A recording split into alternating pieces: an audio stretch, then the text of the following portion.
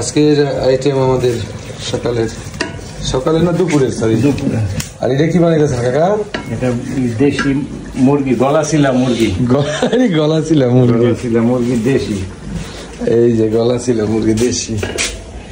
গলাচিলা মুরগির কিন্তু একটা ইয়ে আছে আমাদের, গলাচিলা মুরগি কিন্তু একটা সময় বিচারতো মানুষ। সুন্দর একটা সাউন্ড হয়েছে। এই যে চুলা তাগিয়ে দেখাইছি। আর বাহিরে বরাবরের মতোই হচ্ছে বৃষ্টি হচ্ছে। এই বৃষ্টির মাঝখানেই আমরা, এই হলো আমাদের ঘর। এই যে এটাতে আমরা থাকি, এটার লোকজন আছে। আর সামনে হলো আমাদের আড্ডাখানা। এই যে জায়গায় আড্ডাবাজি, চা খাওয়া। কি করেন আপনি? একলা নেটের একটু সমস্যা এখানে। এই যে প্রচুর ফুল ফুটছে। যাই হোক, আমরা সকাল থেকেই মোটামুটি বৃষ্টিবন্দী, কোথাও যেতে পারতেছি না। এখন আপাতত এখানে আছে। বৃষ্টি শেষ হলে একটু বাজারে যাব, আপনাদেরকে দেখাবো, নিয়ে যাব আপনাদেরকে। সাথেই থাকবেন। রান্না বাড়া হচ্ছে, খাওয়া দাওয়া হবে। বৃষ্টিও কমে গেছে, একটু স্বাভাবিক থাকলেই হয়। জায়গাটা সুন্দর। দিলীপ, এটা কি রান্না করছে? গলাচিলা মুরগি। আজকে আমাদের দুপুরে মোটামুটি রাজকীয় আইটেম। খিচুড়ি, ইলিশের শুটকি ভুনা। এই ব্যাপক অবস্থা। কি খাবার পছন্দ হয়েছে? হ্যাঁ, খাবার অনেক সুন্দর। শুটকিটা অনেক ভালো হয়েছে। আর একটা বিষয় হলো ওই জায়গায় স্পেশাল সালাদ, সরিষার তেল দিয়ে বানানো।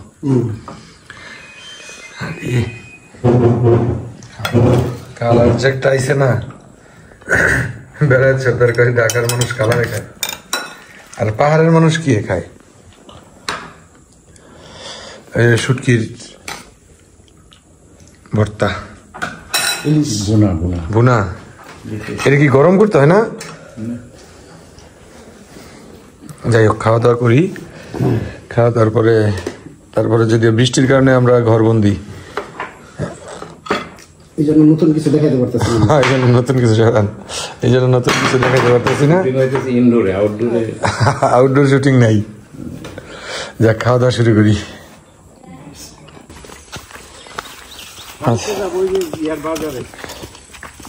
হাঁটতে বের হয়েছি আমরা, একটু ঘুরবো, বিভিন্ন জায়গায় যাব, দেখাবো আপনাদেরকে। ওই যে গাড়ি আজকে কি হালদা বেলি। যাক, গাড়িতে উঠি, যাই। পাকিস্তান আমলের সেই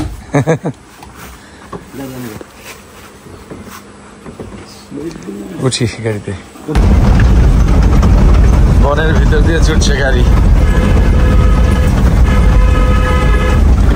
ও ইউনুস ভাই, আজকে কই নিবেন? হালদা কই?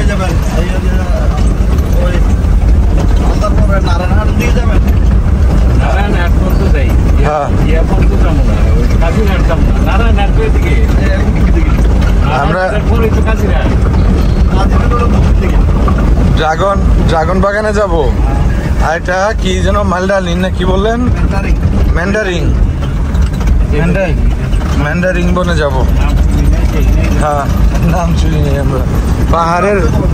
পাহাড়ের ভাজে ভাজে আবার যে সকল জায়গা সমতল, সেই জায়গাগুলোতে আবার ধান চাষ করা হয়েছে।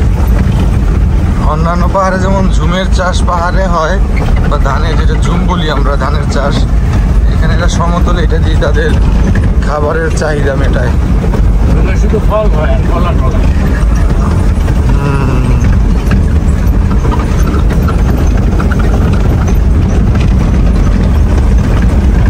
যাই আমরা, আপনাদেরকে দেখাবো, সাথেই থাকবেন। সামনে যেটা দেখা যাচ্ছে এটা হলো ড্রাগন বাগান। এটা নাম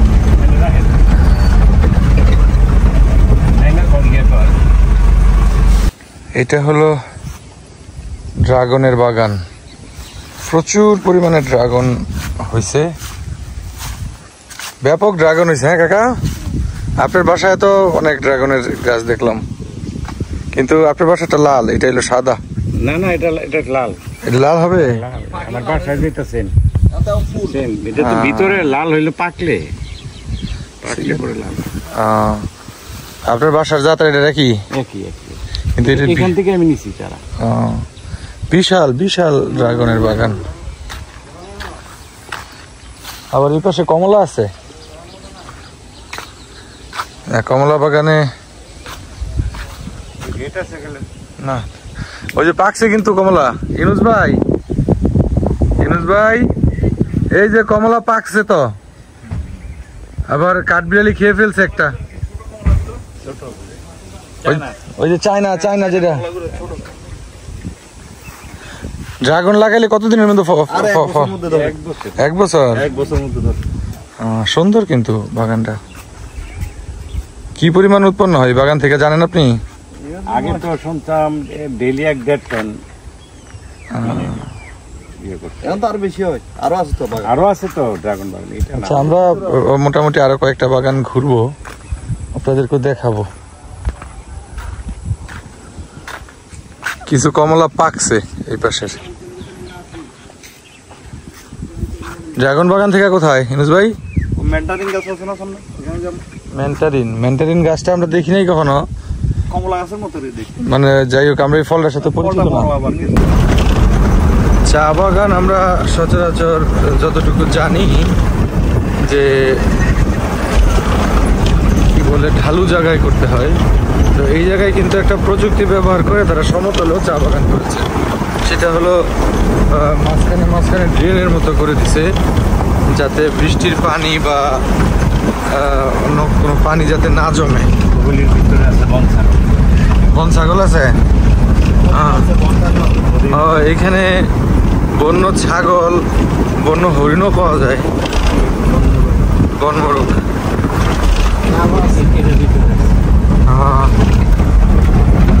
আমরা চা বাগানের ভিতর দিয়ে যাচ্ছি, চা বাগানের নামবো আমরা। এখন যাচ্ছি ম্যান্ডারিন জাতীয় নামে একটি ফল আছে, কমলা লেবুর মতো, সেই বাগান দেখতে।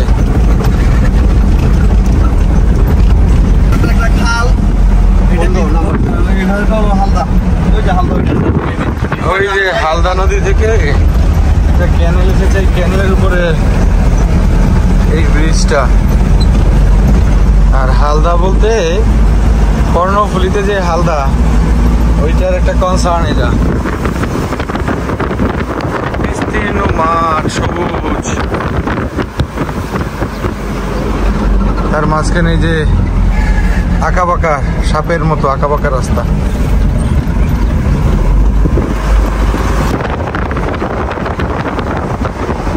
রাবার বাগান, সামনে একটা বাজার আছে, বাজারটার নাম যেন কি ইনুস ভাই? ইয়াকু বাজার। আমরা এই বাজার থেকে যাওয়ার সময়, এখন বাজারে যাব, বাজার থেকে যাওয়ার সময় রাবার বাগানে নামবো, আপনাদেরকে দেখাবো। এখন বাজারের দিকে যাচ্ছি।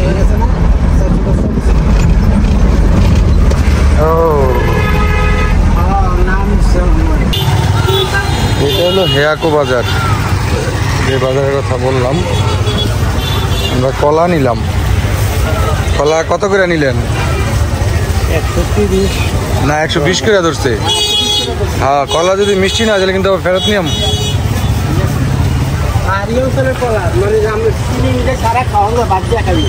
আচ্ছা আচ্ছা, আপনার এখানে আমরা ইলেকট্রিসিটি রেট এগুলো আবার ভালো পেঁপে আছে, লালি দিতে পারে না, গাছ থাকে, পেঁপে আছে। আমাদের গাড়ি কোথায় গেল?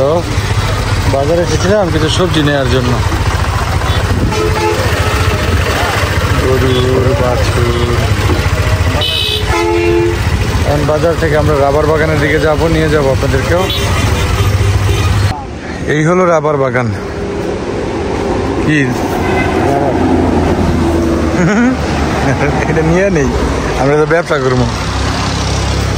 এই যে এখানে এই যে নিয়মিতভাবে এইভাবে কেটে এই যে এই পাত্রে পরে এখান থেকে একসাথে সংগ্রহ করা হয়। রাবার বাংলাদেশে মোটামুটি এখন জনপ্রিয়। হ্যাঁ, হইতো না, এখন তো অনেক জায়গায় জাহাঙ্গীর রাবার নিচে করে 800 একর। ও, এই জায়গায় এই মোটামুটি তো বড়, অনেক বড় বাগান, এবং এই পাশে যতটুকু যায় ততটুকুতেই বাগান। আমরা একটু দাঁড়াইয়া এরপরে তো চা বাগানে যাবো না? চা বাগান এই জায়গায় একটু হাঁটাহাঁটি করি, পরিবেশটা সুন্দর।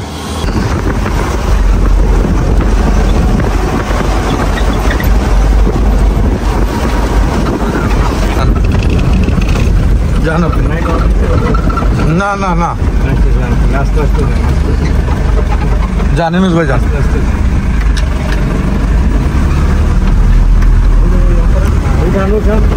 আমাদের ওই থেকে আছে, হ্যাঁ আমাদের ওই দিক থেকে আছে। ও, চা শ্রমিকরা চা উঠাচ্ছে, চা পাতা।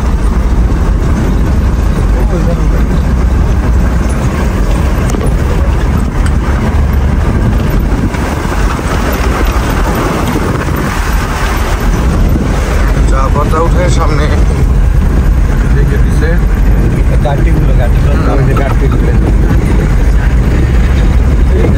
এই গাছটিগুলোতে কতটুকু থাকে অনুমান? 40, 50, 60 এগুলো সবগুলো কিনে জমায় না? গাড়ি আসি যার ওজন করে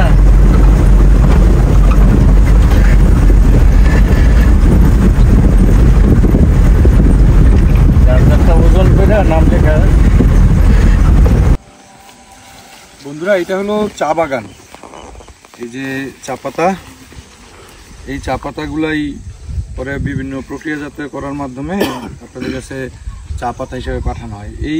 এই চা পাতা কোন কোন জায়গায়? শুধু বাংলাদেশেই দাদা? এটা আপনার চীনে আছে, রপ্তানি হয়? হ্যাঁ বাংলাদেশে, বাংলাদেশ থেকে রপ্তানি হয়। রপ্তানি। বাংলাদেশ থেকে তো রপ্তানি হয়। আমাদের এই উপমহাদেশের চায়ের চাষ শুরু হয়েছে মূলত 1800 সালের দিকে, শুরুর দিকে। এখন বাংলাদেশে মোটামুটি অনেক জায়গায় চায়ের চাষ হয়। কতদিন পরে পরে চা উঠান দাদা? আমরা 9-10 দিন। 9-10 দিন। এই পাতাটুকু উঠানো হয় না? আমরা আড়াই পাতা তুলি আর কি, আড়াই আড়াই পাতা, পাতা 3 পাতা, আড়াই পাতা একটু সামনে আসেন দেখাই। এরকম আমরা আড়াই পাতা 3 পাতা করে তুলি। এইটা আড়াই পাতা। আচ্ছা, এই যে উঠাইলাম। এটা শুকায়া আর আপনারা কি কাঁচা বিক্রি করে দেন? আমরা কাঁচা বিক্রি করে দিই। আচ্ছা আচ্ছা আচ্ছা। এই বাগানটার বয়স কত? আমাদের এই বাগানটা আমরা 21 সালে করছি। 21 সালে? 21শে জুনে। এই চা গাছগুলো কি আপনারা নিজেরা উৎপাদন করেন? হ্যাঁ, আমরা নিজেরা। লাগানোর পরে কতদিন পরে চা পাতা উঠানো যায়? লাগানোর পরে আপনার ধরেন 6-7 মাস পরে আমরা প্রথম পাতা উঠাইতে পারেন। পাতা উঠাতে পারি। কত বছর পর্যন্ত পাতা উঠানো যায়? আপনার ওই ক্লোন হচ্ছে আপনার 50, আর যেটা সিড, এই চায়ের কি বিচি হয়? হ্যাঁ বিচি হয়। এটা যে আপনার ক্লোন, এটা যে কাটিং দিয়ে আমরা কাটিং ড্রাফটিং। হ্যাঁ, তারপর ওইটা হচ্ছে সিড, আমাদের সিড। এটা সিড, ওইটা হট পেটি, এই কারণে আমরা সিড চারা দিছি। আচ্ছা, এটা হচ্ছে ক্লোন পেটি, এই কারণে আমরা কাটিং চারা দিছি। আচ্ছা আচ্ছা। এই চা পাতাই আমরা খাই। এই চা পাতাতে যেই পরিমাণ অ্যান্টি অক্সিডেন্ট আছে, এটা আমাদেরকে শরীর যখন ক্লান্ত হয় এটা আমাদেরকে সতেজ করে। তাছাড়া আরো অন্যান্য শরীরের প্রয়োজনীয় উপাদান এই চা পাতাতে আছে।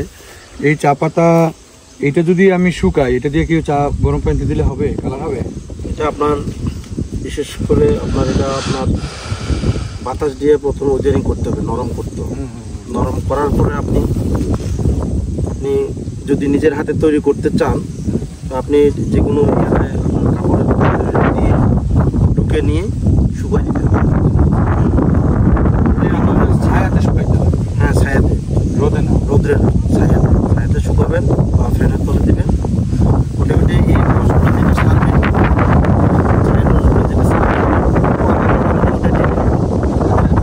ছেড়ে নেওয়ার পরে ওইটা শুকানোর পরে আমরা যদি গরম পানিতে দিই, আমরা এই চা বাগানে আমরা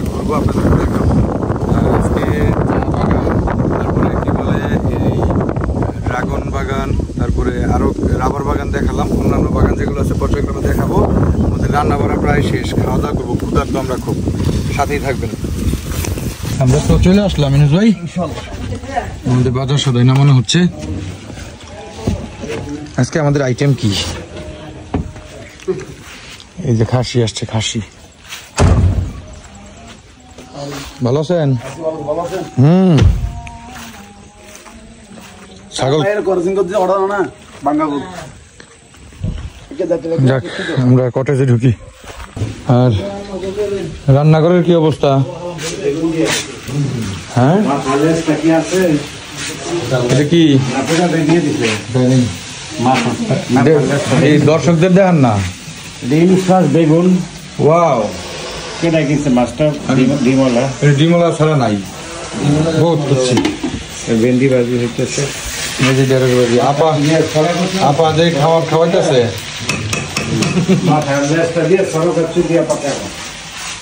আচ্ছা, দুপুরে খাওয়া দাওয়া মোটামুটি রেডি হয়ে গেছে। খাসি তো জবাই হচ্ছে, হয়ে গেছে মনে হয়। আচ্ছা, খাসি জবাই হয়ে গেছে, যাই অন্যান্য কাজ করি। দুপুরের খাওয়া দাওয়া, এটা হলো লাউ শাক না, নাকি মিষ্টি কুমড়া? মিষ্টি কুমড়া আর ইলিশ মাছ, বেগুন দিয়া, ডাল, ভেন্ডি ভাজি, ঢেঁড়স ভাজি। রাতে কিন্তু খাসি রান্না করতে হবে আপনার কাকা। এখন খাওয়া দাওয়া চলছে, ডিম আছে কিন্তু, ইলিশ মাছের ডিম। খাওয়া দাওয়া চলতেছে দুপুরের। কই, আপনি তো দেরি করলেন কে? আচ্ছা, খাওয়া দাওয়া চলুক, পরে আবার অন্য কাজে দেখাবো।